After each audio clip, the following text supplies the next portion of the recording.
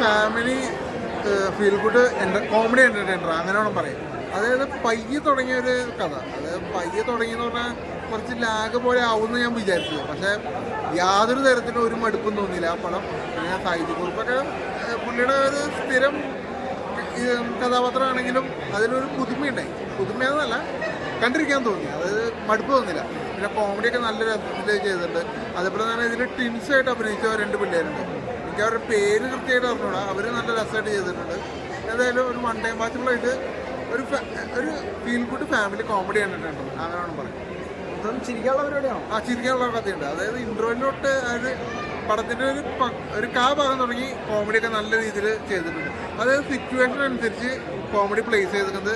എല്ലാ കോമഡിയും നല്ല രീതിയിൽ ആയിട്ടുണ്ട്. കൊള്ളാം. പിന്നെ സായികുമാറൊക്കെ നല്ല രസമായിട്ട് ചെയ്തിട്ടുണ്ട്.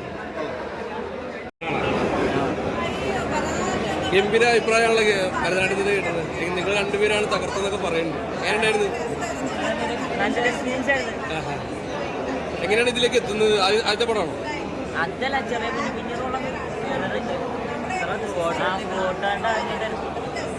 അല്ല, നിലവില് നിങ്ങൾ ശരിക്കും പടത്തിൽ ചെയ്ത പോലെ തന്നെ ജീവിതത്തിൽ ഇങ്ങനെ മാറിപ്പോറുണ്ടോ ആൾക്കാർക്കൊക്കെ?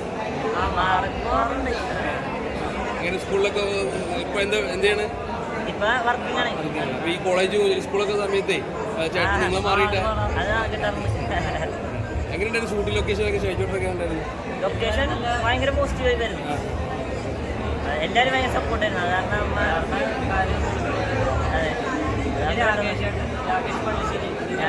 രാകേഷാണ് നമുക്ക്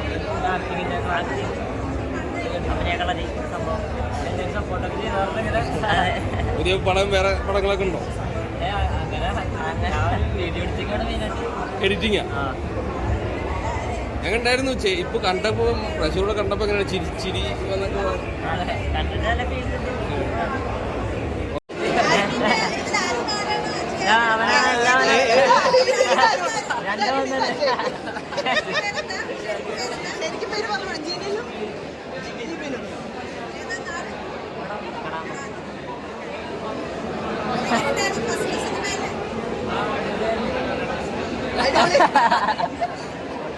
അവരാകെ എക്സൈറ്റഡ് ആണ്. കാരണം അവര് വിചാരിച്ച പോലെ അല്ലേ? നിങ്ങൾ വിചാരിച്ച പോലെ വന്ന പടം.